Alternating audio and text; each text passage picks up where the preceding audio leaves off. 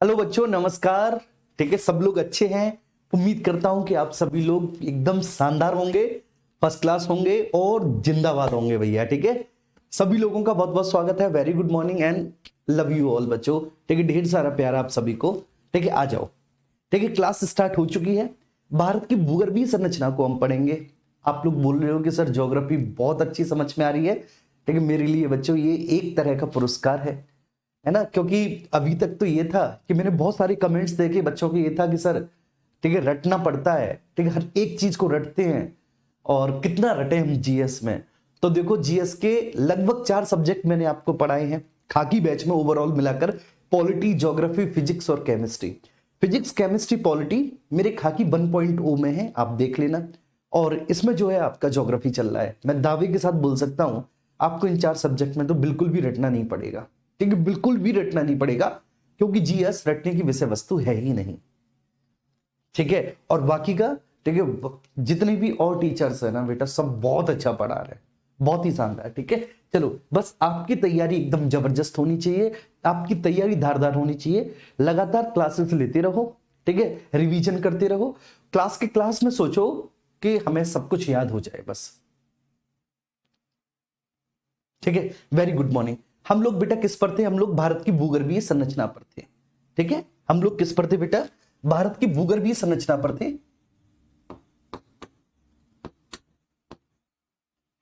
भूगर्भीय संरचना के बारे में हम लोग अध्ययन कर रहे थे। ठीक है, मेरे साथ साथ बोलेंगे आप किसके बारे में बेटा?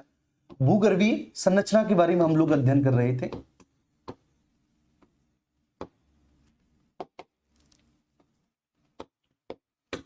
भूगर्भीय संरचना के बारे में हम लोग अध्ययन कर रहे थे। और इस भूगर्भीय संरचना में मैंने आपको बताया बच्चे कि हम 3 भागों में भारत की जियोमॉर्फोलॉजिकल स्ट्रक्चर को, भूगर्भीय संरचना को डिवाइड करते हैं। कितने भागों में? 3 भागों में। तो फटाफट से आएंगे। और भैया जी वो 3 भाग कौन कौन से हैं जिन 3 भागों में हम भारत की भूगर्भीय संरचना को डिवाइड करते हैं? तो सबसे पहला है सर दक्षिण का पेनिनसुलर प्लेटो। ठीक है ना, दक्षिण का प्रायद्वीपीय पठार। तो एक बार फटाफट से लिख लेते हैं। ठीक है भैया जी, वो कौन कौन से हैं? दक्षिण का प्रायद्वीपीय पठार, फटाफट से लिखो मेरे साथ।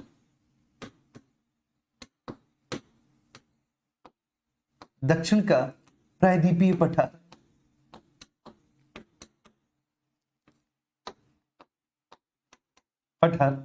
दूसरा, उत्तर की विशाल पर्वत श्रृंखला। उत्तर की विशाल पर्वत श्रृंखला, विशाल पर्वत श्रृंखला।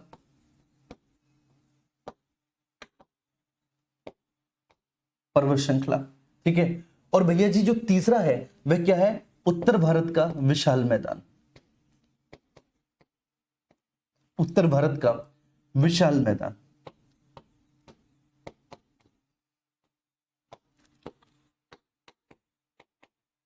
विशाल मैदान, ठीक है, ध्यान रखना। तो भूगर्भीय संरचना की दृष्टि से हम भारत को 3 भागों में बांटे। भूगर्भीय संरचना की दृष्टि से भैया जी हम भारत को 3 भागों में बांटे। और कौन कौन से 3 भागों में बांटे? तो दक्षिण का प्रायद्वीपीय पठार बेटा सबसे पहले निर्मित हुआ, फिर उत्तर की विशाल पर्वत श्रृंखला और सबसे बाद में उत्तर भारत का विशाल मैदान। सबसे बाद में क्या बेटा? उत्तर भारत का विशाल मैदान। अब हमें सबसे पहले क्या पढ़ना है? अब हमें सबसे पहले पढ़ना है दक्षिण का प्रायद्वीपीय पठार। क्या पढ़ना है? दक्षिण का प्रायद्वीपीय पठार। फिर क्या पढ़ना है? उत्तर की विशाल पर्वत श्रृंखला। क्या पढ़ना है? उत्तर की विशाल पर्वत श्रृंखला। उसके बाद क्या पढ़ना है? उत्तर भारत का विशाल मैदान। क्या पढ़ना है भैया?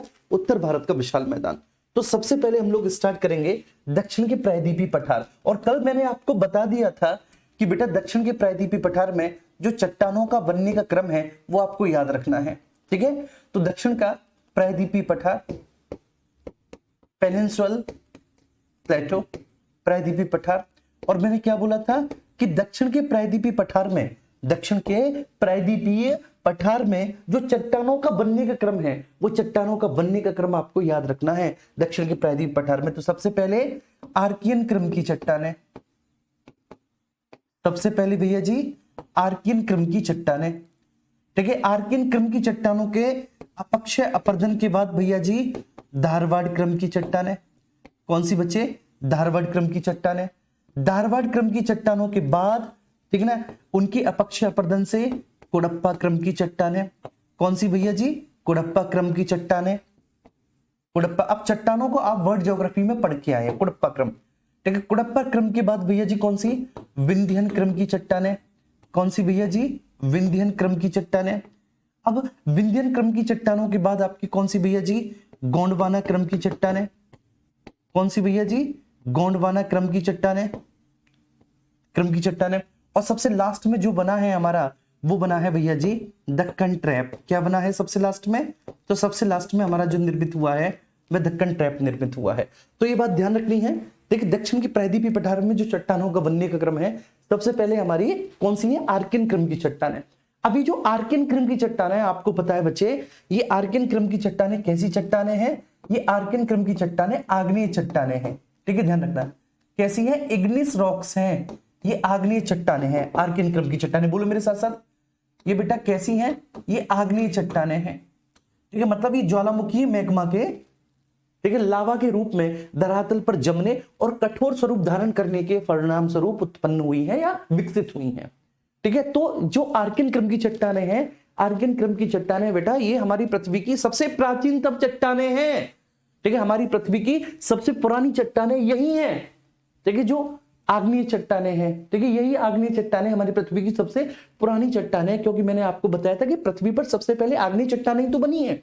और आग्नेय चट्टानें बनी कैसे हैं, तो सर आग्नेय चट्टानें बनी है कि हमारी पृथ्वी पर ज्वालामुखी क्रिया के परिणाम स्वरूप जो मेंटल क्षेत्र का मैग्मा है धरातल के रूप में लावा के रूप आकर जमा और उसने जब कठोर स्वरूप धारण कर लिया, तो इस प्रकार से ये चट्टानें बनी है, आग्नेय चट्टानें। अब आग्नेय चट्टानें दो हैं बच्चे, ठीक है, मुख्यतः आग्नेय चट्टानें दो हैं, ठीक। कौन कौन सी है, बोलो मेरे साथ, एक सर ग्रेनाइट है और दूसरी नीस है।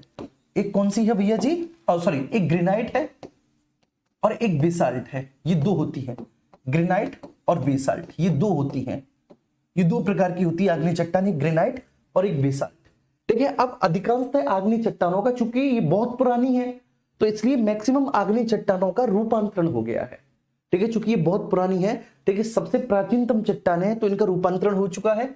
ग्रेनाइट जो है वह नीस में रूपांतरित हो चुकी है, नीस में, और बेसाल्ट जो है वह एम्फीबोलाइट में, किसमें बच्चे, एम्फीबोलाइट में रूपांतरित हो चुकी है। तो ग्रेनाइट नीस में और बेसाल्ट एम्फीबोलाइट में, ग्रेनाइट नीस में, बेसाल्ट एम्फीबोलाइट में रूपांतरित हो चुकी है। ये बात समझ में आ गया। अच्छा, अब इसके बाद मैं आगे बढ़ूंगा आपको और मैं कुछ चीजें समझाऊंगा। अब ये जो बच्चे हमें आर्कियन क्रम की चट्टानें भारत में 4 जगह देखने को मिलेंगी, ठीक है, लेकिन ये मिलेंगी किस फॉर्म में, ये नीस के फॉर्म में मिलेंगी, क्योंकि जब ये बनी होंगी आर्कियन क्रम की चट्टानें तब ये ग्रेनाइट होंगी, इनका क्या हो गया, रूपांतरण हो गया, अब ये नीस के रूप में मिलती हैं। ये 4 नीस के रूप में हमको मिलेंगी, 4 नीस के रूप में हमको मिलेंगी भैया जी। और वो 4 नीस कौन कौन सी हैं, तो शायद मैंने आपसे डिस्कस भी किया होगा। बंगाल नीस, दूसरा नीलगिरी नीस, नीलगिरी नीस,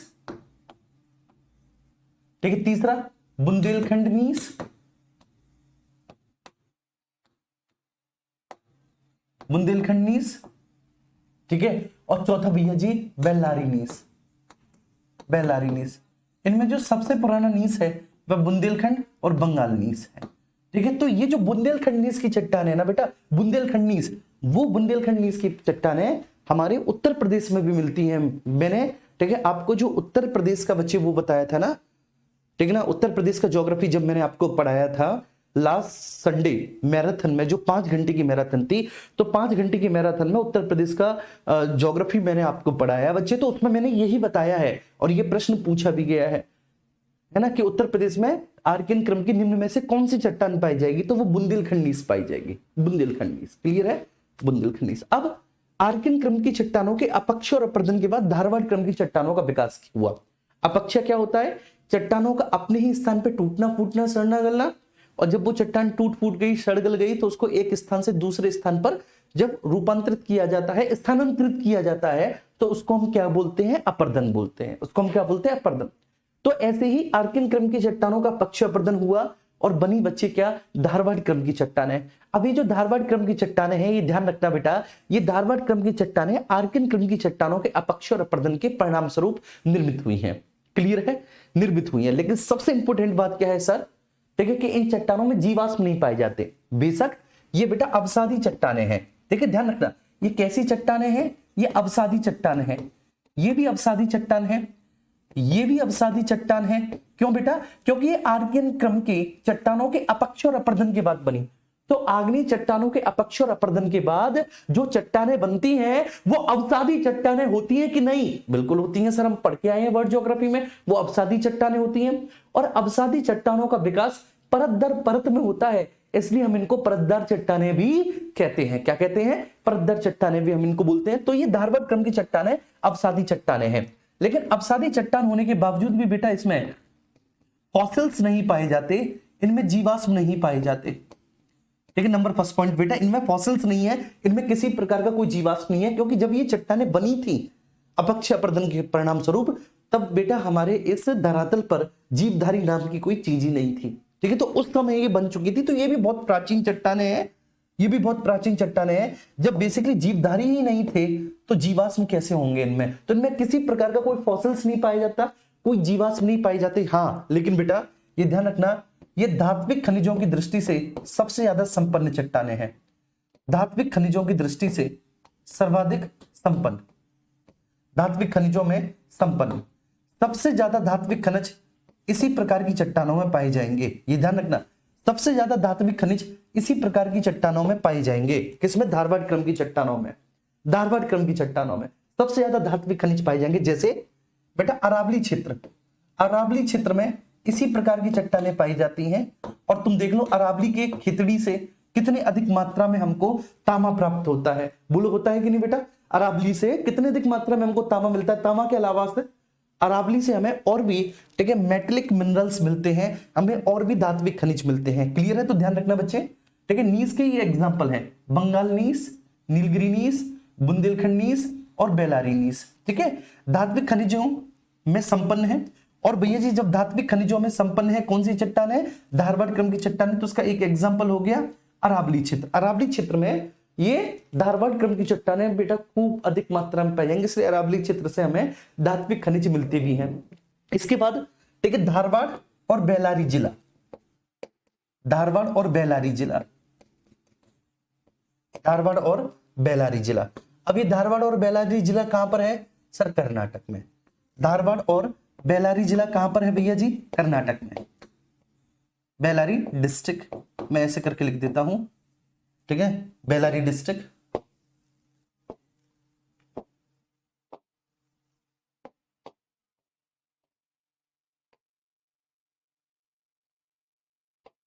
चलो जाओ चाचा,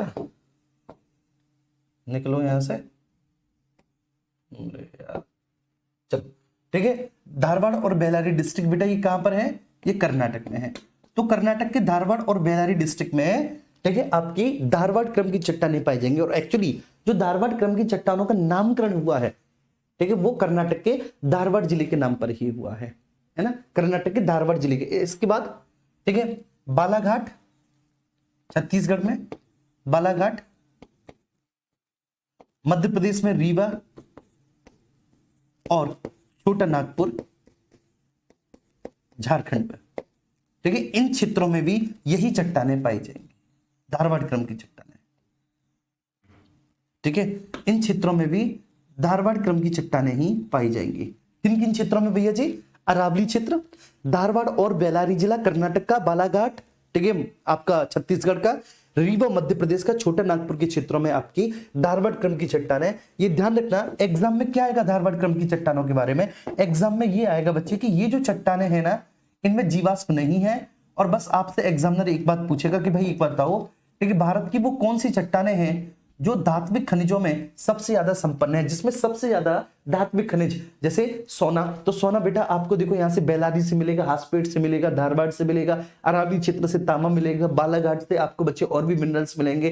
ठीक है, लोहा वगैरह, ठीक है, आयरन के जो अयस्क वगैरह मिलेंगे, लोहे के अयस्क, वो बालाघाट रीवा से मिलेंगे। छोटा नागपुर तो आपको बताइए ठीक है कितना ज्यादा।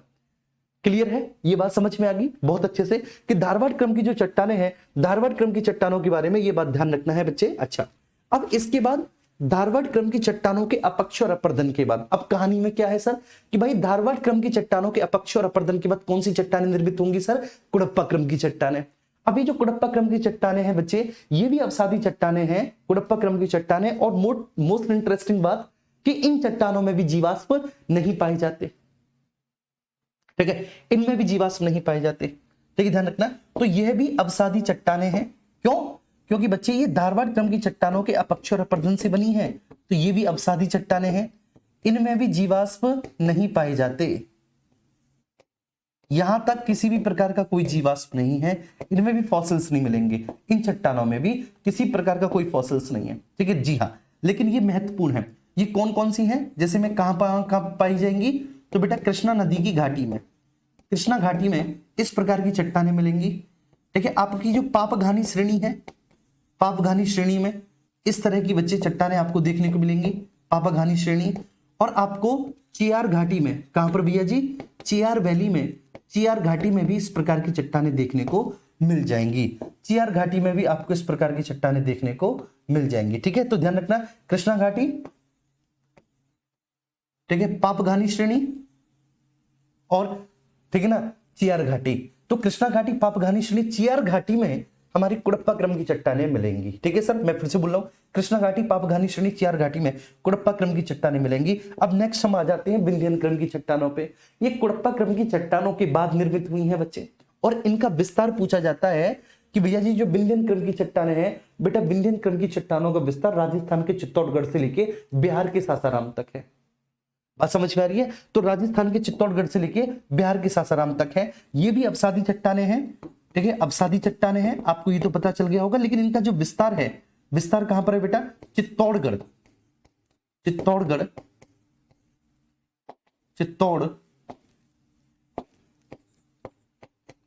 चित्तौड़गढ़। ठीक है भैया जी, कहां? राजस्थान, राजस्थान के चित्तौड़गढ़ से लेके और बेटा बिहार के सासाराम तक, बिहार के सासाराम तक, बिहार के सासाराम तक इनका विस्तार मिलेगा। ठीक है, विंध्यन क्रम की चट्टानों का विस्तार बेटा राजस्थान के चित्तौड़गढ़ से लेके बिहार के सासाराम तक मिलेगा। कुड़प्पा क्रम की चट्टानों के बाद उन्हीं के अपक्षय पर्जन से ये निर्मित हुई है बच्चे। अब गोंडवाना क्रम की चट्टानें कॉम्पिटिटिव एग्जामिनेशन की दृष्टि से सबसे ज्यादा महत्वपूर्ण बेटा गोंडवाना क्रम की चट्टानें हैं। ये गोंडवाना क्रम की चट्टानें अवसादी हैं, मतलब परतदार हैं। अवसादी परतदार होने के साथ साथ इनमें बेटा भरपूर मात्रा में जीवाश्म पाए जाते हैं, पर्याप्त जीवाश्म पाए जाते हैं। भारत का 98% कोयला इन्हीं गोंडवाना क्रम की चट्टानों में पाया जाता है। मछली और रेंगने वाले जीवों के अवशेष भी मिलते हैं। ठीक है, मछली और रेंगने वाले जीवों के अवशेष भी मिलते हैं गोंडवाना क्रम की चट्टानों में। तो गोंडवाना क्रम की चट्टानों में सर क्या है? ठीक है, क्या है सर इसमें स्पेशल? तो भैया जी गोंडवाना क्रम की चट्टानों में जो स्पेशल है मैं लिख देता हूं। सबसे पहले अवसादी व परतदार चट्टानें हैं। ठीक है, ध्यान रखना, अवसादी एवं परतदार चट्टानें हैं, परतदार चट्टानें हैं, चट्टानें हैं बेटा। ठीक ना, रेंगने वाले जीव मिलेंगे, पर्याप्त मात्रा में जीवाश्म मिलेंगे। ठीक है, ध्यान रखना, जीवाश्म मिलेंगे, पर्याप्त मात्रा में जीवाश्म मिलते हैं, पर्याप्त मात्रा में जीवाश्म मिलते हैं। ठीक है, जीवाश्म के साथ साथ रेंगने वाले जीव भी मिलते हैं, रेंगने वाले जीव ठीक है भी मिलते हैं, जैसे मछली वगैरह बेटा। ठीक है, ध्यान रखना। तो रेंगने वाले जीव जैसे आपकी बेटा मछली हो गई और रेंगने वाली जीव हो गई, ये सब यहां पर मिलेंगे। भारत का 98% कोयला इन्हीं चट्टानों में पाया जाता है। बस यही आपके एग्जाम में पूछा जाएगा। भारत का 98% कोयला, ठीक है भैया जी, 98% कोयला इन्हीं चट्टानों में पाया जाता है, इन्हीं चट्टानों में पाया जाता है, पाया जाता है। भारत का 98% कोयला बेटा, 98% कोयला इन्हीं चट्टानों में पाया जाता है। और ये जो चट्टानें हमको मिलेंगी, ये चट्टानें बच्चे हमको कहां मिलेंगी? दामोदर नदी की घाटी में, दामोदर रिवर वैली में, दामोदर नदी घाटी क्षेत्र में, महानदी घाटी क्षेत्र में, घाटी क्षेत्र में, और आपका दामोदर महानदी और गोदावरी नदी घाटी क्षेत्र में, गोदावरी नदी घाटी क्षेत्र में, नदी घाटी क्षेत्र में ये चट्टानें हमको देखने को मिलती हैं। तो कोई भी आपसे पूछे बच्चे, कोई भी आपसे पूछे, एग्जामिनर कहीं का भी सही बता देना, हम भी भैया कहां पे पढ़े हैं? RWA में पढ़े हैं। किससे पढ़े हैं? दिग्विजय सर से पढ़े हैं। क्लियर बोल देना भाई कि गोंडवाना क्रम की चट्टानें अवसादी परतदार चट्टानें हैं, जीवाश्म मिलते हैं, रेंगने वाले जीव और मछलियों के अवशेष पाए जाते हैं, रेंगने वाले जीव और मछलियों के अवशेष पाए जाते हैं। ठीक है जी। अच्छा, एक प्रश्न आपसे पूछा जा सकता है, हालांकि शायद इतना डिटेल में ना जाए, लेकिन फिर भी गोंडवाना क्रम की चट्टानों का विकास कार्बोनिफेरस युग में हुआ है। ठीक है, अब ये युग क्या होता है तो बस आपको याद कर लेना है कि इन चट्टानों का विकास कार्बोनिफेरस युग में हुआ है। कार्बोनिफेरस युग में हुआ है, बस आपको ये याद कर लेना है। किन चट्टानों का विकास भैया जी कब हुआ है, तो इन चट्टानों का विकास जो है वह कार्बोनिफेरस युग में हुआ है। ठीक है, ध्यान रखना, कार्बोनिफेरस युग में हुआ है। जीवाश्म मिलते हैं, रेंगने वाले जीव मिलते हैं, मछली के अवशेष। भारत का 98% कोयला इन्हीं चट्टानों में पाया जाता है, और ये चट्टानें दामोदर नदी की घाटी में, महानदी और गोदावरी नदी की घाटी में मिलती हैं, है ना। अब लास्ट आता है हमारा दक्कन ट्रैप। ये दक्कन ट्रैप जो है ना बच्चे, पूरा का पूरा ये लावा से निर्मित है। दक्कन ट्रैप जो है ये क्षारीय लावा से निर्मित है, ये दक्कन ट्रैप जो है बच्चे। और ये ठीक है, इसमें जीवाश्म वगैरह नहीं मिलेंगे। और इन क्षेत्रों में, दक्कन ट्रैप वाले क्षेत्रों में कपास की खेती बहुत अधिक होती है। तो सबसे लास्ट में यही बना, ठीक है, ज्वालामुखी लावा के जमाव से। ठीक है, ध्यान रखना। तो ये किसी के अपक्षय अपर्दन से नहीं, बल्कि ज्वालामुखी लावा के जमाव से बना, लावा के जमाव से।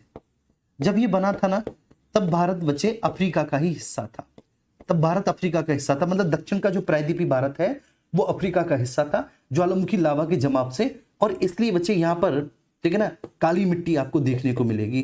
काली मिट्टी जिसको रेगुर या हम कपासी मिट्टी भी कहते हैं, वो यहीं पर देखने को मिलेगी। रेगुर या कपासी मिट्टी भी देखने को मिलेगी यहाँ पर बच्चे, काली मिट्टी। क्योंकि इसका विकास किससे हुआ है बच्चे, दक्कन के ट्रैप का, ज्वालामुखी लावा। और जब ज्वालामुखी लावा का अपक्षय अपर्दन होगा, तो ज्वालामुखी लावा के अपक्षय अपर्दन से जो मिट्टी बनती है उसको हम काली मिट्टी या रेगुर मिट्टी कहते हैं। ये बात ध्यान रखना, कपासी मिट्टी भी कहते हैं। ये 5 लाख वर्ग किलोमीटर क्षेत्र में इसका विस्तार पाया जाता है दक्कन के ट्रैप का। कुल मिलाकर दक्षिण का प्रायद्वीपीय पठार हमारा बहुत अच्छे से क्लियर हो गया। ठीक है, अब हमें नहीं लगता कि दक्षिण के प्रायद्वीपीय पठार में हमें कोई दिक्कत है, किसी भी तरह की कोई दिक्कत नहीं है। दक्षिण का प्रायद्वीपीय पठार हमारा हुआ क्लियर। अब हम चलेंगे उत्तर की विशाल पर्वत श्रृंखला पर। आइए बच्चे, ठीक है, अब आप मुझे बताओ, ठीक है, सब लोगों को बहुत अच्छे से समझ में आया। इन चट्टानों का क्रम आपको याद करना है और कुछ नहीं है, बस इनका क्रम आपको देख लेना है। ठीक है, मेरे साथ साथ बोलो, आर्किन क्रम की चट्टानें, ठीक है, फिर धारवाड़ क्रम की चट्टानें, उसके बाद बच्चे आपकी कुड़प्पा क्रम की चट्टानें, उसके बाद विंध्यन क्रम की चट्टानें, फिर गोंडवाना, और उसके बाद बच्चे दक्कन ट्रैप। तो भारत का सबसे अधिक मात्रा में कोयला पूछा जाए कि भारत का सबसे अधिक मात्रा में कोयला किस प्रकार की चट्टानों में पाया जाएगा, तो आप बोलेंगे सर गोंडवाना क्रम की चट्टानों में सबसे ज्यादा कोयला पाया जाएगा। ठीक है, गोंडवाना क्रम की चट्टानों में सबसे ज्यादा कोयला। पूछा जाएगा कि वो कौन सी चट्टानें हैं जिसमें सबसे ज्यादा धात्विक खनिज पाया जाएगा, आप कहेंगे सब धात्विक खनिज सबसे ज्यादा धारवाड़ क्रम की चट्टानों में पाया जाएगा। ठीक है, जो मेटेलिक मिनरल्स हैं वो सबसे ज्यादा धारवाड़ क्रम की चट्टानों में पाए जाएंगे। धारवाड़ क्रम की चट्टानें कहां है सर, अरावली के क्षेत्र में है, कर्नाटक का बेलारी, हासपेट और धारवाड़ जिला, ठीक है, यहां पर है। बालाघाट, रीवा, छोटा नागपुर के क्षेत्रों में, ठीक है ना, ये धारवाड़ क्रम की चट्टानों का विकास हुआ है। कुड़प्पा क्रम की चट्टानें आपसे पूछे तो आप बोल देना, कुड़प्पा क्रम की चट्टानों का जो विकास हुआ है वो सर हमारी कृष्णा नदी की घाटी, पापधानी श्रेणी और चियार नदी की घाटी में इनका हुआ है, कुड़प्पा क्रम की चट्टानों का। कोई भैया जी अगर आपसे पूछे गोंडवाना, तो पूछ ले, कह देना कि 98% कोयला, और कौन से प्रकार का, तो लिख लेना बिटुमिनस प्रकार का, जो दूसरी श्रेणी का है, एंथ्रासाइट के बाद जो दूसरे नंबर का बिटुमिनस, तो बिटुमिनस प्रकार का कोयला पाया जाएगा। भारत का 98% कोयला यहीं पर मिलेगा। यहीं पर आपको वासेपुर, धनबाद, ठीक है, ये सारे क्षेत्र, आपने मूवी देखी होगी गैंग्स ऑफ वासेपुर, जो पूरी, ठीक है, कोयले को लेकर है, वहां पर किस तरह से जो है ना, ठीक है ना, गुंडागर्दी है, ये सारी चीजें वहां पे दिखाई है, किस तरह से वहां पे खनन माफिया। तो ये पूरा वही क्षेत्र है, पूरा वही क्षेत्र। और ये जो आपको मिलेंगे ना गोंडवाना क्रम की चट्टानें, ये आपकी दामोदर, महानदी और गोदावरी नदी के बेसिन में, ठीक है, इस तरह की चट्टानों का विकास हुआ है नदी के बेसिन में। गोंडवाना क्रम की चट्टानों में खूब जीवाश्म मिलेंगे, मछली मिलेंगी, रेंगने वाले जीवों तक के अवशेष मिलेंगे। फिर दक्कन ट्रैप, ठीक है, ज्वालामुखी क्षारीय लावा के जमाव से दक्कन के ट्रैप का विकास हुआ है। ठीक है, अब ये जो दक्कन का जो लावा पठार बेटा है, ठीक है, इसके अपक्षय अपर्दन के बाद काली मिट्टी, रेगुर मिट्टी या कपासी मिट्टी का विकास होता है, जो कपास की खेती के लिए सर्वाधिक उपयुक्त होती है।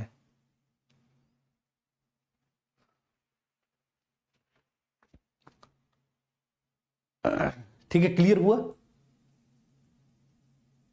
बोलो, अरे क्लियर हुआ तो एक बार थम्स अप करो ना यार, एक बार कि हाँ सर क्लियर हुआ, दिमाग में बैठ गया। ठीक है, और ध्यान रखना, कल शाम 4 बजे, कल शाम 4 बजे सब लोग जुड़ जाना बेटा, ठीक है ना, किससे, मैराथन से, यूपी जीके की पॉलिटी की मैराथन होगी। और आपने ज्योग्राफी की मैराथन अगर नहीं देखी तो देख लेना, ज्योग्राफी की मैराथन पड़ी हुई है, कल पॉलिटी की मैराथन होगी, पॉलिटी का एक भी प्रश्न बेटा आपका, और देखो पॉलिटी की मैराथन के दो फायदे हैं। पॉलिटी की मैराथन के दो फायदे क्या है कि एक पूरा राज्य वाला पोर्शन कंप्लीट हो जाएगा।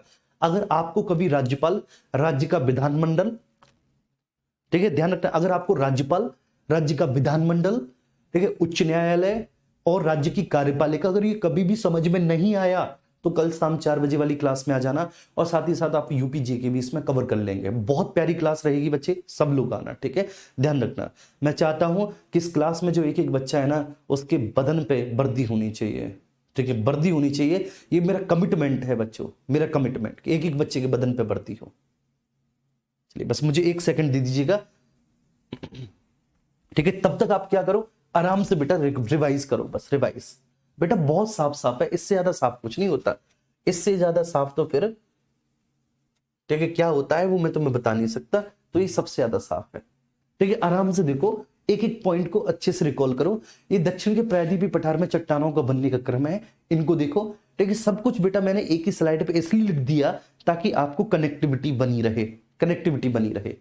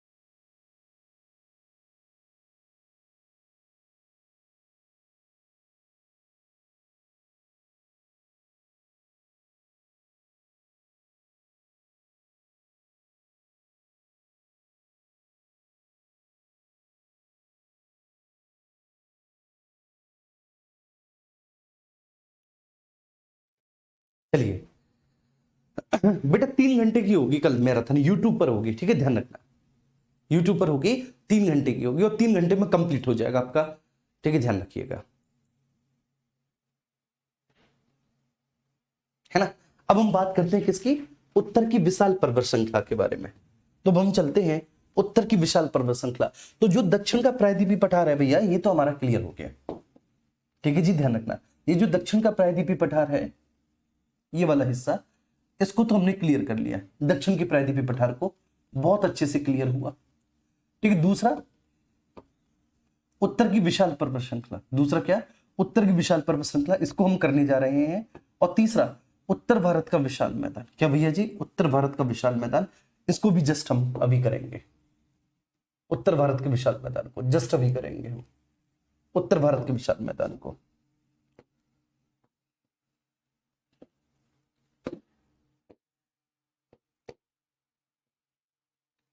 ठीक है आइए, ठीक है बढ़ते हैं आगे और चलते हैं कहां पर भैया, उत्तर भारत का विशाल मैदान, और सॉरी उत्तर की विशाल पर्वत श्रृंखला,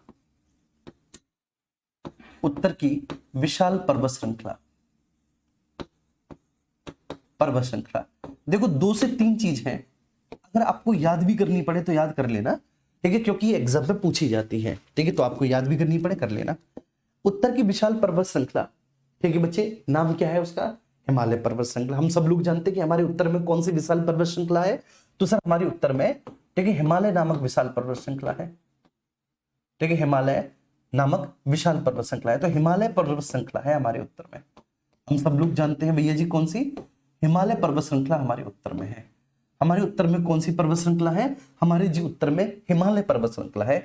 तो अभी जो हिमालय की पर्वत श्रृंखला है, आखिर इसका निर्माण कैसे हुआ, है ना। देखो दक्षिण का प्रायद्वीपीय पठार तो कैसे बना, दक्षिण का प्रायद्वीपीय पठार तो बच्चे इन क्रम की चट्टानों से बना है, ठीक है। आर्कियन क्रम की चट्टानें, धारवाड़ क्रम की चट्टानें, कुडप्पा क्रम, फिर विंध्यन क्रम, गोंडवाना क्रम, दक्कन क्रम, इस प्रकार की चट्टानों ने दक्षिण के प्रायद्वीपीय पठार को बनाया है। लेकिन ये जो उत्तर की विशाल पर्वत श्रृंखला है हिमालय, हिमालय का विकास कैसे हुआ, है ना, आखिर हिमालय कैसे बना। तो हिमालय के बनने के पीछे बच्चे दो सिद्धांत हैं मेरे प्यारे बाबू। हिमालय के बनने के पीछे दो सिद्धांत हैं जो कहानी दर्शाते हैं, बताते हैं। कौन कौन से दो सिद्धांत है हिमालय के बनने के पीछे? तो एक है हमारा जिसको हम बोलेंगे कोवर का भूसन्नति का सिद्धांत, कोवर का भूसन्नति सिद्धांत, भूसन्नति सिद्धांत सबसे पहले वाला भूसन्नति सिद्धांत। और दूसरा है हैरी हेस का प्लेट विवर्तनिकी सिद्धांत, ठीक है भैया। दूसरा कौन सा है? हैरी हेस का प्लेट विवर्तनिकी सिद्धांत, ठीक है। थोड़ा थोड़ा बताऊंगा, सब कुछ कवर हो जाएगा आपका इतने में ही। हैरी हेस का प्लेट विवर्तनिकी सिद्धांत, हैरी हेस का प्लेट विवर्तनिकी सिद्धांत, विवर्तनिकी सिद्धांत।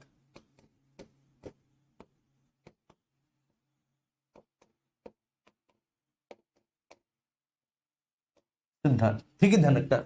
तो हिमालय नामक विशाल पर्वत श्रृंखला के बनने के पीछे के दो सिद्धांत दिए जाते हैं, ठीक है। जो हिमालय नामक विशाल पर्वत श्रृंखला बनी है, हिमालय नामक विशाल पर्वत श्रृंखला बनने के पीछे के दो कारण बताए जाते हैं। एक कोवर का भूसन्नति सिद्धांत, दूसरा हैरी हेस का प्लेट विवर्तनिकी सिद्धांत। अब ये जो कोवर का भूसन्नति सिद्धांत है ये बेटा कोवर ने ही दिया है। ये किसने दिया है? कोवर ने दिया। कोवर कहते हैं कि जहां आज हिमालय है वहां पर 33 नामक एक भूसन्नति थी। 33 नामक एक क्या थी? 33 नामक एक भूसन्नति थी, भूसन्नति थी, 33 नामक एक भूसन्नति थी, ऐसा कोवर बोलते हैं, ठीक है। उस भूसन्नति में अवसादों का जमाव हुआ, अवसादों का जमाव हुआ, जमाव हुआ, ठीक है। मतलब उसमें अवसाद जमते हुए चले गए। डिपॉजिट ऑफ, ठीक है बच्चे, क्या? सेडामेंट्स, डिपॉजिट ऑफ सेडामेंट्स, अवसादों का जमाव हुआ, जमाव हुआ। अवसादों के जमाव होने से बेटा उनका अवतलन हुआ, अवतलन हुआ, अवतलन हुआ, ठीक है। तो 33 नामक भूसन्नति थी। इस 33 नामक भूसन्नति में अवसादों का जमाव हुआ। इसके बाद बेटा अवसादों के जमाव होने से उसका अवतलन होता हुआ चला गया। फिर दबाव जनित भूसंचलन पैदा हुआ और दबाव जनित भूसंचलन से ही हिमालय बन गया, ठीक है। उसके बाद क्या हुआ बेटा? दबाव जनित भूसंचलन, दबाव जनित भूसंचलन, दबाव जनित भूसंचलन, भूसंचलन, और उसी से हिमालय का निर्माण हुआ। आप कहेंगे सर ये क्या कहानी बताती? हिमालय का निर्माण हुआ। आप कहेंगे सर ये क्या कहानी बताती? तो देखो बेटा 33 एक भूसन्नति थी। देखो भूसन्नति क्या होती है ये ध्यान रखना, ठीक है। भूसन्नतियों को पर्वतों का पालना कहा जाता है, ठीक है, कि जहां जहां पर भूसन्नति है वहां वहां पर पर्वत बनते हैं। तो अगर आपसे कोई भी पूछे कि किसको पर्वतों का पालना कहा जाता है तो आप कहेंगे भैया जी कि भूसन्नतियों को पर्वतों का पालना कहा जाता है। पर्वतों का पालना किसको भैया जी? भूसन्नति को। भूसन्नति को क्या कहा जाता है?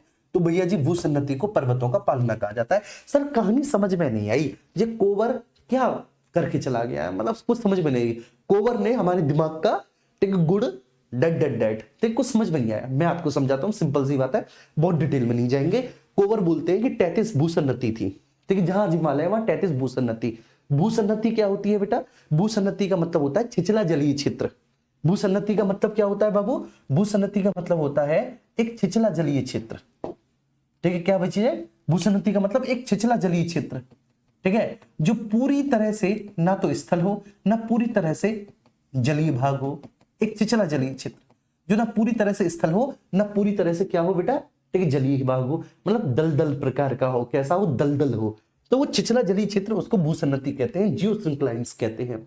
इसमें क्या हुआ बच्चे कि इसमें ठीक है अवसाद आके जमा होते चले गए, क्योंकि ये एक दलदली हिस्सा था। इसमें अवसाद आए, ठीक है, सेडामेंट्स आए, और सेडामेंट्स आकर इसमें क्या होते हुए चले गए बेटा? जमा होते हुए चले गए, ठीक है। जैसे जैसे अवसादों का इसमें बच्चे जमाव हुआ, अवसाद इसमें जमते हुए चले गए, तो अवसादों के जमने से बच्चे उन अवसादों ने यहां पर एक फोर्स क्रिएट किया, एक बल क्रिएट किया, जिसके कारण अवतलन हुआ, जिसके कारण क्या हुआ बच्चे, अवतलन हुआ, ठीक है, ये नीचे की ओर धसे और परिणाम स्वरूप बच्चे भू संचलन के कारण ये पर्वतों के रूप में, ठीक है, इसकी उत्पत्ति हुई। ये जो कोवर का भू सन्नति सिद्धांत इतना साइंटिफिक नहीं था, आप ये मान के चलो, ठीक है, जितनी भी बच्चियां हैं जो मेरी क्लास देख रही हैं वो कनेक्ट कर पाएंगी। बेटा जब आप आटा गूंथते हो, आटा गूंथती हो जब आप आटा, तो आटे को जब आप ऐसे बनाते हो पानी की रोटी वाला आटा, पूड़ी वाला आटा टाइट बनता है ना, बोलो है कि नहीं, पूड़ी वाला आटा टाइट, पानी की रोटी वाला जो आटा होता है वो हल्का सा सॉफ्ट होता है, गीला होता है ज्यादा, उसको गीला बनाया जाता है, पानी के आटे वाले को गीला। और एक पूरी परात भर के आपने आटा गूंदा है, पूरी परात भरी हुई है, आटा गूंदा है, तो ऐसे करके अगर आपने आटे को इस तरह से गूंदा, यूं आटा गूंद चुका है, अब आपने आटे पे यहां पे फोर्स लगाया तो आप देखेंगे यहां से आटा पिचक जाएगा और यहां से उठ जाएगा, ठीक है, यहां से पिचक जाएगा वहां से उठ जाएगा। फिर आपने वहां पर प्रेस किया, वहां पे फोर्स लगाया तो वहां से दब जाएगा, यहां से उठ जाएगा। ऐसा ही है बच्चे ये कि आटा क्या है, गीला जो आटा है वो दलदला है। तो जब बच्चे वहां पर अवसाद, अवसाद का मतलब क्या है कि आपका हाथ, आपके हाथों ने वहां पर क्या है, फोर्स क्रिएट किया है, तो जैसे अवसादों ने वहां पर बेटा इकट्ठा होकर बल पैदा किया और भू संचलन हुआ परिणाम स्वरूप, तो वैसे ही आपके हाथ ने वहां पर फोर्स पैदा किया और तब आपने देखा कि परिणाम स्वरूप, प्रतिक्रिया स्वरूप क्या हुआ, एक हिस्सा आटे का ऊपर की ओर उठ गया। तो ठीक वैसे ही कोवर बोलते हैं कि हिमालय का निर्माण हुआ। इतना समझ में आ गया? मैं बहुत डिटेल में समझा सकता हूं, लेकिन क्या मतलब, बस। अब ये जो है हैरी हेस का प्लेट विवर्तनिक सिद्धांत, ये सर्वाधिक वैज्ञानिक और मान्य सिद्धांत है, बस इसको समझना है। ये सर्वाधिक वैज्ञानिक और मान्य सिद्धांत है, वैज्ञानिक और मान्य सिद्धांत है बेटा, मान्य सिद्धांत है, ठीक है। और मैं बता चुका हूं ये क्या कहते हैं, ये बोलते हैं कि दो महाद्वीपीय प्लेट आपस में एक दूसरे से टकराती हैं, दो महाद्वीपीय प्लेटों का क्या होता है, अभिसरण होता है। ये बोलते हैं कि दो महाद्वीपीय प्लेटों का अभिसरण होता है। वह जो दो महाद्वीपीय प्लेटें हैं जिनका अभिसरण होता है, वह दो महाद्वीपीय प्लेटें बच्चे कौन कौन सी हैं, तो एक तो आपकी जो महाद्वीपीय प्लेट है उसका नाम है यूरेशियन प्लेट। कौन सी? Eurasian plate. तो एक तो यूरेशियन प्लेट है, यूरेशियन प्लेट, ठीक है, जो उत्तर से आ रही है। और दूसरी महाद्वीपीय प्लेट कौन सी है, देखो बच्चों ने लिख भी दिया, इंडोऑस्ट्रल। क्या बात है मेरे प्यारे बच्चे। तो एक यूरेशियन प्लेट है और दूसरी इंडोऑस्ट्रल प्लेट है। इसका मतलब है कि आप भूले नहीं हो मेरा पढ़ाया हुआ, बहुत शानदार। इंडोऑस्ट्रल प्लेट, ये दो प्लेट है, दोनों ही महाद्वीपीय प्लेट है, यूरेशियन इंडोऑस्ट्रल। ये दोनों प्लेटें जहां पे टकराती हैं, जहां पर इन दोनों प्लेटों का अभिसरण हुआ, वहां पर क्या था बेटा, वहां पर टेथिस था। वहां पर क्या था, वहां पर टेथिस था। टेथिस नामक एक सागर था, ठीक है। उस टेथिस नामक सागर में बेटा बलन पड़ने से, उसमें क्या होने से, उसमें फोल्ड पड़ने से, बलन पड़ने से एक फोल्डेड माउंटेन्स बना, बलन पड़ने से एक बलित पर्वत बना। उस बलित पर्वत का नाम क्या है, हिमालय। बलित पर्वत बना, उस बलित पर्वत का नाम क्या है, हिमालय। ठीक है जी, ध्यान रखना। तो उस बलित पर्वत का नाम क्या है, उस बलित पर्वत का नाम हिमालय है। उस बलित पर्वत का नाम क्या है बाबू, उस बलित पर्वत का नाम हिमालय है।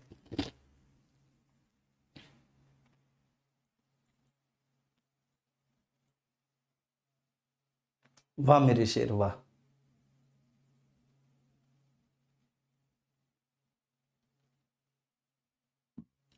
ठीक है, ये बात क्लियर हो गई। अच्छा, अब यहां पर समझेंगे। अच्छा, टेथिस समझ में नहीं आ रहा सर, चलो बेटा मैंने क्लियर लिख दिया, टेथिस, टेथिस, ठीक है। बलन पड़ने से, फोल्ड पड़ने से बलित पर्वत, ठीक है, उस बलित पर्वत का नाम क्या है, हिमालय। ठीक है, तो हिमालय नामक एक बलित पर्वत का उत्पत्ति हुई, हिमालय नामक एक बलित पर्वत का विकास हुआ, हिमालय।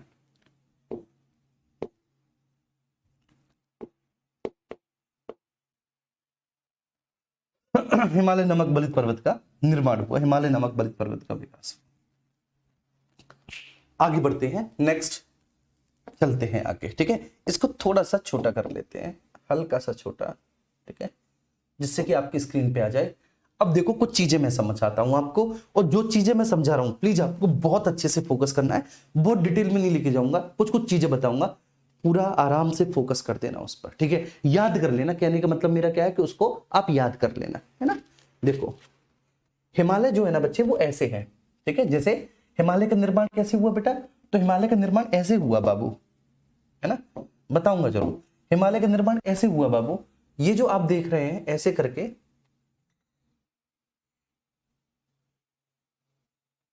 ठीक है, ये एक प्लेट थी जो उत्तर से आई, दूसरी प्लेट ये थी बच्चे, ठीक है, दो दक्षिण की प्लेट थी, तो दो कॉन्टिनेंटल प्लेट थी, दो कॉन्टिनेंटल प्लेट थी।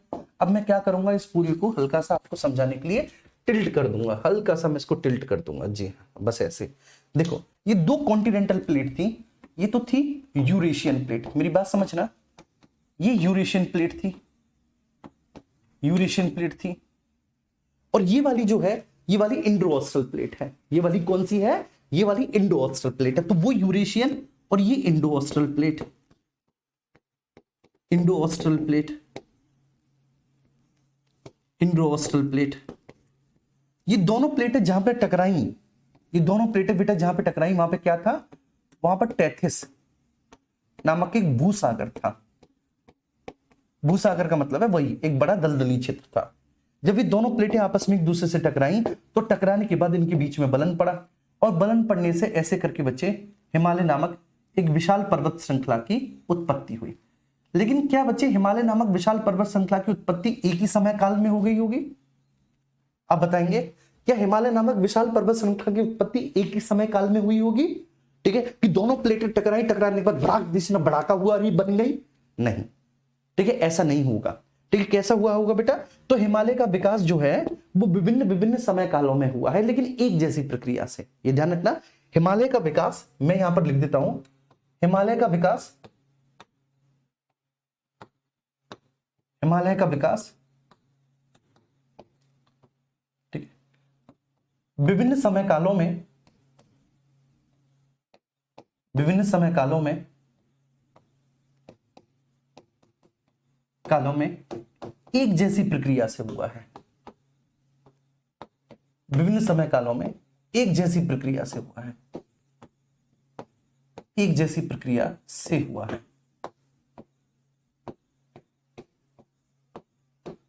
ठीक है, पॉइंट टू बी नोटेड कि सब हिमालय का विकास विभिन्न समय कालों में एक ही जैसी प्रक्रिया से हुआ है। एक ही जैसी प्रक्रिया क्या?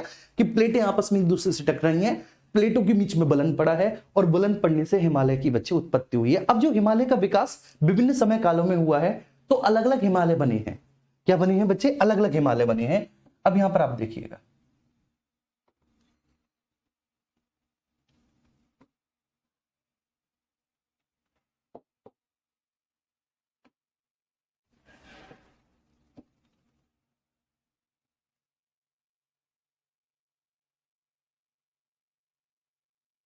चलिए बस मैं आपको यहां पर ये दिखाना चाहता हूं। तो क्या है भैया जी, अलग अलग हिमालय बने हैं। ठीक है, मेरी बात पर बहुत अच्छे से गौर करना। अब अलग अलग अलग क्या है, अलग अलग हिमालय बने हैं, अलग अलग हिमालय, क्योंकि हिमालय का विकास जो है वह हिमालय का विकास विभिन्न विभिन्न समय कालों में हुआ है। जब विभिन्न विभिन्न समय कालों में हिमालय का विकास हुआ, तो हिमालय का विकास बेटा विभिन्न विभिन्न समय कालों में हुआ। ठीक है, प्लेटें आपस में एक दूसरे से टकराती गई, उनके बीच में बलन पड़ता गया और हिमालय का विकास होता गया। बस मेरे समझाने का मतलब यह है बच्चे कि जो हिमालय के विकास से ही पहले बन चुका था, जो एक्चुअली हिमालय के विकास से भी पहले बन चुका था, हिमालय के विकास से भी पहले बन चुका था, वो है आपका बच्चे इस तरह से ट्रांस हिमालय। वो क्या है? वो है ट्रांस हिमालय। यहां पर ध्यान रखना, जो हिमालय के विकास से पहले ही बन चुका था वो ट्रांस हिमालय है। जो हिमालय के विकास से पहले ही बन चुका था वो ट्रांस हिमालय है। ट्रांस हिमालय में बेटा ठीक है 3 पर्वत श्रेणियां पाई जाएंगी, पर्वत श्रेणियां, 3 पर्वत श्रेणियां पाई जाएंगी। ठीक है, क्या नाम है उनका? के एल जे, इस तरह से आप उनका नाम याद रखेंगे। 3 पर्वत श्रेणियां पाई जाएंगी। ठीक है, के एल जे, जैसे DDLJ है ऐसे ही के एल जे से याद कर लेना। ठीक है, इनमें सबसे उत्तर में है काराकोरम, काराकोरम श्रेणी। सबसे उत्तर में बेटा कौन सी है? काराकोरम श्रेणी। दूसरी है लद्दाख श्रेणी, दूसरी कौन सी है? लद्दाख श्रेणी। और तीसरी कौन सी है? जास्कर श्रेणी। तीसरी कौन सी है? जास्कर श्रेणी। ठीक है, मैंने क्या बोला? 3 श्रेणियां। ठीक है, 3 श्रेणियां, काराकोरम, लद्दाख और जास्कर श्रेणी का विकास हुआ। मेरे साथ साथ बोलो बेटा, 3 श्रेणियां काराकोरम, लद्दाख और जास्कर, ये आपको ट्रांस हिमालय के क्षेत्र में पाई जाएंगी। अब इसी काराकोरम में हम सब लोग जानते हैं यार, है ना, बच्चों वाली बात है, इसी काराकोरम में बच्चे आपकी K2 या गॉडविन ऑस्टिन पड़ेगी, K2 या गॉडविन ऑस्टिन। अब किताबों में बड़ा डिबेट है K2 या गॉडविन ऑस्टिन को लेकर, K2 या गॉडविन ऑस्टिन जिसकी ऊंचाई 8611 मीटर है। किताबों में यह है कि क्या ये भारत की सबसे ऊंची चोटी है अथवा नहीं। ठीक है, अब एक बात बताओ यार, ये पीओके वाले हिस्से में पड़ती है, ये जो K2 या गॉडविन ऑस्टिन है, ये बच्चे भारत के कौन से हिस्से में, ये भारत के पीओके वाले हिस्से में पड़ती है, ये K2 या गॉडविन ऑस्टिन, ये पीओके वाले हिस्से में। तो तुम पीओके को अपना मानते हो कि नहीं, बोलो आप, ये पीओके को अपना मानते हो कि सर ये हमारा ही है, ये हमारा है, लेकिन पाकिस्तान ने इसको ऑक्यूपाई कर रखा है, यही तो मानते हो। तो अभी सी बात है बेटा, ये भारत की सबसे ऊंची चोटी है 8611। लेकिन अगर आपसे ये पूछा जाए कि भैया, ठीक है ना, पीओके वाले हिस्से को छोड़कर अगर ये पूछ लिया जाए, ठीक है, जैसे अगर ओवरऑल पूछा जाए कि भारत की सबसे ऊंची चोटी 8611 मीटर K2 या गॉडविन ऑस्टिन, K2 या गॉडविन ऑस्टिन, आंख बंद करके क्लिक करके आना K2 या गॉडविन ऑस्टिन, ठीक है। लेकिन आपसे ये पूछे कि पाक अधिकृत कश्मीर को छोड़कर, पाक अधिकृत कश्मीर को छोड़कर भारत की सबसे ऊंची चोटी, तब आप बोलेंगे सिक्किम में जो कंचनजंगा है, तब आप बोलेंगे। ठीक है, चलिए अब ये ट्रांस हिमालय बना। अब ट्रांस हिमालय के जब आप दक्षिण में आएंगे बेटा, ठीक है, ट्रांस हिमालय के दक्षिण में ऐसे नीचे करके हेयर पिन टर्न की भांति, जैसे हेयर पिन का टर्न होता है, ऐसे हेयर पिन टर्न की भांति एक दूसरे हिमालय का विकास हुआ, उसको बोलेंगे हम महान हिमालय। महान हिमालय, ये जो महान हिमालय है बच्चे, ये महान हिमालय सर्वोच्च हिमालय भी कहा जाता है, सर्वोच्च हिमालय भी कहा जाता है, महान हिमालय। और एक और बात ध्यान रखना बच्चे, ठीक है ना, ये जो महान या सर्वोच्च हिमालय है, यही एक्चुअल हिमालय है, यहीं पर हिमालय की सबसे ऊंची चोटियां पाई जाएंगी, यहीं पर पाई जाएंगी, यही एक्चुअली, ठीक है, आपका, ठीक है, मेन हिमालय है, यही आपका क्या है, मेन हिमालय, यही आपका मेन हिमालय है, महान हिमालय या सर्वोच्च हिमालय, जिसको हम हिमाद्री भी कहेंगे, जिसको हम क्या कहेंगे, हिमाद्री भी कहेंगे, ये ध्यान रखना, हिमाद्री। बस अगर आपसे पूछे, वैसे आपसे पूछेगा नहीं, लेकिन फिर भी मैं आपको तैयार कर देता हूं और बड़े बड़े एग्जाम्स के लिए, ठीक है। अगर आपसे पूछे बच्चे कि जो महान हिमालय या सर्वोच्च हिमालय है, इस महान या सर्वोच्च हिमालय का विकास किस काल में हुआ, तो बस आप याद कर लेना सेनोजोइक। ठीक है, क्या बेटा, सेनोजोइक, बस सेनोजोइक। ये काल पूछेगा, तुम काल उसके मुंह पे फेंक के मार देना कि सेनोजोइक, हमें इतना भी पता है, बोल देना सेनोजोइक काल में। नहीं पूछे तो बहुत अच्छी बात है भैया, सेनोजोइक काल में इसका निर्माण हुआ। बात समझ में आ रही है, सेनोजोइक। अगर वो और डिटेल में जाएगी सेनोजोइक के किस में, सेनोजोइक की किस में, तो आप कह देना इयोसीन व ओलिगोसीन में, इयोसीन व ओलिगोसीन, ओलिगोसीन है ना, इयोसीन व ओलिगोसीन। जैसे जी, अभी आप मुझे बताओ कौन सा महीना चल रहा है भैया, दिसंबर, दिसंबर सॉरी जनवरी, वो अभी कौन सी साल चल रही है, 2024। 2024 का कौन सा महीना चल रहा है, जनवरी। अभी कौन सी साल चल रही है, 2024। 2024 का बोलो बोलो, 2024 का कौन सा महीना चल रहा है, जनवरी। तो ऐसे ही 2024 है सेनोजोइक, सेनोजोइक क्या है, 2024 है, और जो महीना है वो है इयोसीन और ओलिगोसीन। इस तरह से आप देख लेना। तो सेनोजोइक महाकल्प के इयोसीन व ओलिगोसीन काल में महान हिमालय या सर्वोच्च हिमालय या हिमाद्री का विकास हुआ। बस इतना ध्यान रखना है, यही वास्तविक हिमालय है, यहीं पर हिमालय की सबसे ऊंची ऊंची चोटियां पाई जाएंगी। ठीक, अच्छा, अब ट्रांस और महान हिमालय के बीच में एक बाउंड्री लाइन है, जो ट्रांस हिमालय और महान हिमालय को अलग करती है, उसका नाम है इंडो सांगपो सचर जोन। क्या नाम है बेटा, Indo Tsangpo suture zone, suture zone, Indo Tsangpo suture zone. तो ट्रांस हिमालय और महान और सर्वोच्च हिमालय हिमाद्री के बीच में एक बाउंड्री लाइन है, ट्रांस हिमालय महान हिमालय या सर्वोच्च हिमालय के बीच में एक बाउंड्री लाइन है। ठीक है भैया जी, और वो बाउंड्री लाइन दोनों को अलग करती है, वो इंडो सांगपो सचर जोन है। ये हमने काल्पनिक रूप से बनाई है, काल्पनिक रूप से, ठीक है, जिससे कि इन दोनों के बीच में हम डिफरेंशिएट क्रिएट कर सकें। अब ये जो है बच्चे, आप कहेंगे जो हेयर पिन टर्न है ये कहां से कहां तक है, तो बेटा ये जो हेयर पिन टर्न है ये स्टार्ट होगा नंगा पर्वत से। अब नंगा पर्वत लद्दाख में आ गया, तो लद्दाख के नंगा पर्वत से और अरुणाचल प्रदेश में नामचा बारबा तक, नामचा बारबा। तो जो फोल्ड पड़े हैं ना, वो फोल्ड बेटा ऐसे पड़े हैं, वो फोल्ड इस तरह से पड़ा है नंगा पर्वत से नामचा बारबा, ठीक है, इनके बीच में फोल्ड पड़ा है। तो इधर नंगा पर्वत है, इधर नामचा बारबा है, और बच्चे इधर से, ठीक है ना, फोल्ड पड़ा है ऐसे। ये दक्षिण से ये आई इंडो-ऑस्टल, उत्तर से ये आई कौन सी बच्चे, यूरेशियन। तो दक्षिण से इंडो-ऑस्टल, उत्तर से यूरेशियन, दोनों टकराई, यहां पर तैथिस्ता बन गया यहां पर हिमालय। ठीक है, अब महान हिमालय या सर्वोच्च हिमालय, ये जो महान या सर्वोच्च हिमालय है बच्चे, इसके दक्षिण में फिर से एक टर्न आएगा और इसके दक्षिण में जो है ना एक और हिमालय का विकास होगा जिसको हम लोग बोलेंगे मध्य लघु हिमालय। तो ये वाला जो है बेटा ये कौन सा है, मध्य लघु हिमालय है। तो ये वाला कौन सा है बाबू, मध्य लघु हिमालय है, मध्य लघु हिमालय है ये वाला। ठीक है, ध्यान रखना। तो ये जो बीच वाला है मध्य लघु हिमालय है। और मध्य लघु हिमालय, अब आपसे पूछे मध्य लघु हिमालय और महान हिमालय के बीच में कौन सी बाउंड्री लाइन है, तो आप कहेंगे मेन सेंट्रल थ्रस्ट। कौन सी बेटा, मेन सेंट्रल थ्रस्ट, एमसीटी लिख लेना, मेन सेंट्रल थ्रस्ट। अरे बोलो, लिखो कौन सी है, main central thrust, MCT, main central thrust.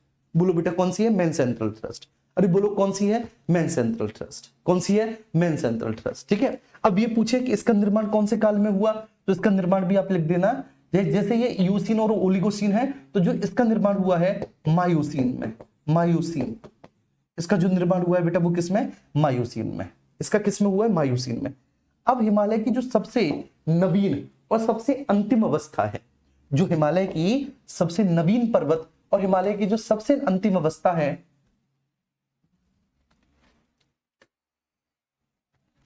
सबसे नवीन और सबसे अंतिम अवस्था है हिमालय के, जो सबसे नवीन हिस्से को दर्शाता है, वो पता है कौन सा है बेटा, वो है सबसे दक्षिण में शिवालिक हिमालय।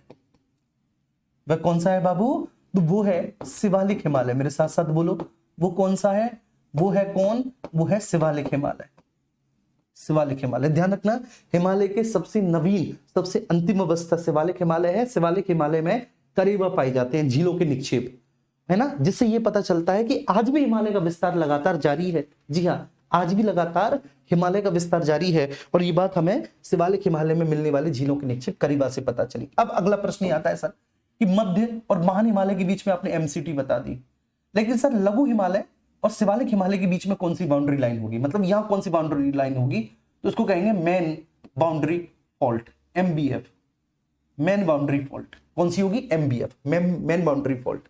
बोलो मेरे साथ, कौन सी होगी, मेन बाउंड्री फॉल्ट, एमबीएफ। कौन सी होगी, मेन बाउंड्री फॉल्ट, एमबीएफ। बोलो कौन सी होगी, मेन बाउंड्री फॉल्ट, एमबीएफ होगी। अरे बोलो यार, समझ में आ गई, एमबीएफ होगी, मेन बाउंड्री फॉल्ट होगी।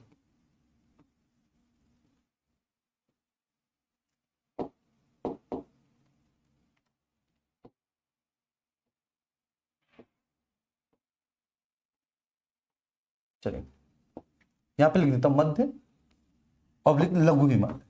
ये बीच वाला जो है ये मध्य हिमालय है, इसको ऐसे लिखता हूं, है ना, थोड़ा कंजेस्टेड हो गया था। मध्य, देखो बेटा मध्य हिमालय को हम लघु हिमालय भी कहते हैं, है ना, ध्यान रखना। मध्य हिमालय को हम क्या कहते हैं, लघु हिमालय भी कहते हैं। तो मध्य लघु हिमालय यहां पर मिलेगा, मध्य लघु हिमालय। बच्चा रटता था यार इसको, ठीक है, रटता था बेमतलब के। चलो, तो महान हिमालय, महान हिमालय और सर्वोच्च हिमालय।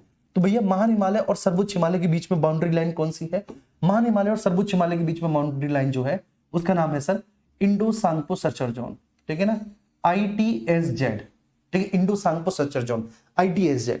इसके बाद मध्य हिमालय महान हिमालय के बीच में कौन सी है, मेन सेंट्रल थ्रस्ट। मध्य और महान हिमालय के बीच में मेन सेंट्रल पर, शिवालिक और मध्य लघु हिमालय के बीच में मेन बाउंड्री फॉल। अब शिवालिक के नीचे है बच्चे आपका, ठीक है, मैदान। ठीक है, जो उत्तर भारत का विशाल मैदान है वो यहाँ है, शिवालिक के दक्षिण में है, शिवालिक के दक्षिण में। तो बेटा मैदान और शिवालिक के बीच में कौन सी है, great boundary fault, GBF, GBF, great boundary fault, great boundary fault. कौन सी है भैया, ग्रेट बाउंड्री फॉल्ट। ठीक है, क्लियर है, बोलो यहां तक समझ में आई।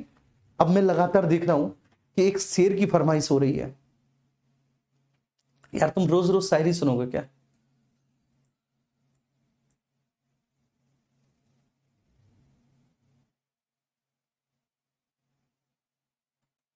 ये बात समझ में आ गई सबको।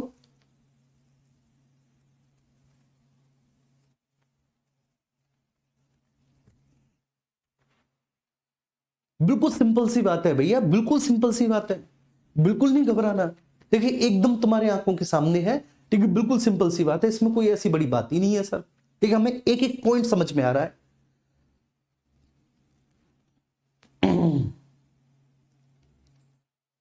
ये तुम सब लोगों के लिए है जो इस साल बेटा वर्दी पहनना चाहते हो।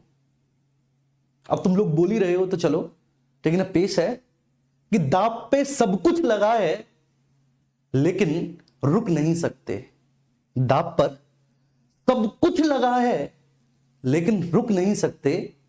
टूट सकते हैं मगर हम झुक नहीं सकते।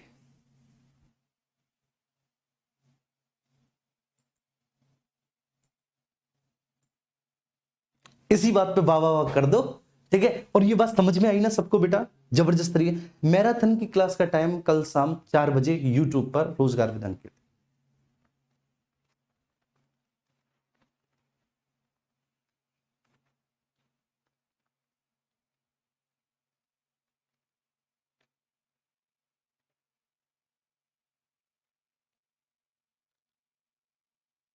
है ना।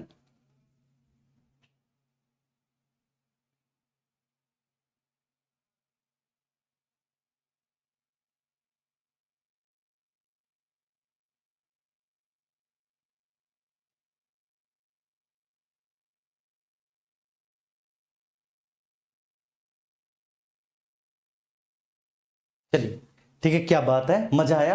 ठीक है, देखो फिर से देखो। ठीक है, जो हिमालय का निर्माण हुआ है बेटा, ठीक है, वो इस तरह से हुआ है। हिमालय के निर्माण से पहले ट्रांस हिमालय बना। ठीक है, ट्रांस हिमालय। अब यहां पर देखो, अगर आपको यहां पे ऐसा लगा है कि घसड़म घसड़म हो गई, कुछ इस तरह का हो गया, तो यहां पर देखो, देखो ठीक है, ये देखो, ठीक है, देखो, मुझे गौर से देखो, अच्छे से देखो, जी भर के देखो।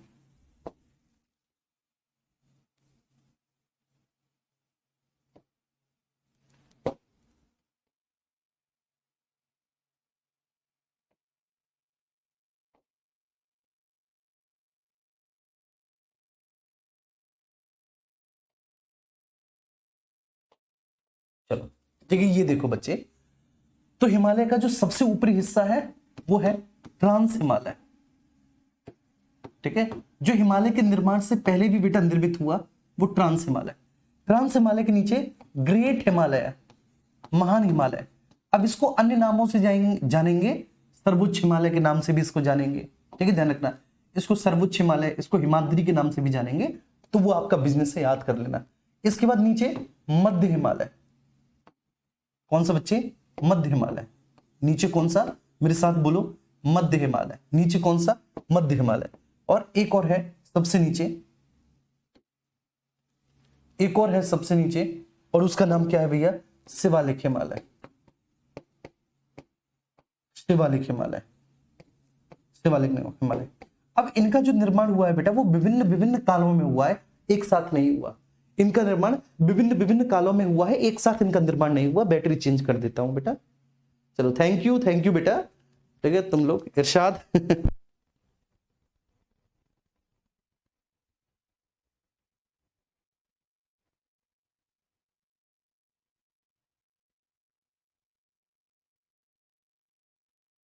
वर्दी लेनी है सबको, और कल शाम 4 बजे की क्लास में आ जाना।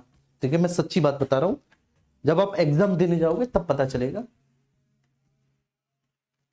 चलिए आओ, अब यहां पर देखो सब लोग, ट्रांस और महान हिमालय के बीच में इंडो सांगपो सचर जोन। क्या बच्चों? ट्रांस और महान हिमालय के बीच में Indo Tsangpo suture zone. Indo Tsangpo suture zone, Indo Tsangpo suture zone. ठीक है, याद रखना, महान और मध्य हिमालय के बीच में main central thrust, main central thrust, main central thrust. मध्य और शिवालिक हिमालय के बीच में मेन बाउंड्री फॉल्ट। क्या मेरे प्यारे बाबू? Main boundary fault. बोलो मेरे साथ साथ, क्या? Main boundary fault, main boundary fault. ठीक है, और शिवालिक हिमालय और नीचे क्या है? मैदान। तो क्या है? Great boundary fault, great boundary fault, great boundary fault, great boundary fault. ठीक है, ग्रेट बाउंड्री फॉल्ट। अब यहां पर क्या है बच्चे? यहां पर ये जो मैदान है, अब ये जो मैदान है ना बच्चे, देखिए ये मैदान, अब इस मैदान का जो निर्माण हुआ है, इस मैदान का निर्माण हुआ है बच्चे, जो हिमालय और प्रायद्वीपीय भारत की नदियां हैं उनके द्वारा लाए गए अवसादों के जमाव से, है ना। तो ध्यान रखना, ये जो मैदान का निर्माण हुआ है, इस मैदान का निर्माण क्या हुआ है बच्चे, तो यहां पर हिमालयी तंत्र की नदियां हैं उत्तर में, बस इतना समझ लेना। ये हैं बच्चे हिमालयी नदियां, हिमालयन सिस्टम की नदियां, हिमालयी तंत्र की नदियां, हिमालयी नदियां। और दक्षिण में है आपकी प्रायद्वीपीय भारत की नदियां। कौन सी बच्चे, प्रायद्वीपीय नदियां, जो प्रायद्वीपीय भारत की नदियां हैं, प्रायद्वीपीय नदियां। तो हिमालयी तंत्र की नदियां और प्रायद्वीपीय भारत की द्वारा, प्रायद्वीपीय भारत की नदियों के द्वारा लाए गए अवसादों के जमाव से, लाए गए बेटा किसके, लाए गए डिपॉजिट्स के जमाव से इस तरह के मैदान का निर्माण हुआ है। ठीक है, तो इन नदियां जो बच्चे डिपॉजिट्स लेकर आई हैं, ये नदियां जो अवसाद लेकर आई हैं, इन नदियों के द्वारा जो अवसाद लाए गए हैं, ठीक है, तो इन नदियों के द्वारा लाए गए अवसादों के जमाव से ही, ठीक है, इस प्रकार के मैदान का क्या हुआ है, विकास हुआ है। ठीक है, ध्यान रखना। तो मैंने क्या बोला, हिमालयी और प्रायद्वीपीय भारत की नदियों के द्वारा लाए गए अवसादों के जमाव से इस प्रकार के मैदान का निर्माण हुआ है। अब ये जो हिमालयी तंत्र की नदियां हैं, इसमें बच्चे आपके 3 प्रकार का तंत्र आएगा। एक सिंधु सिस्टम आएगा, एक सिंधु तंत्र की नदियां जिसमें सतलुज, व्यास, रावी, चिनाब और झीलम है। दूसरा गंगा तंत्र की नदियां।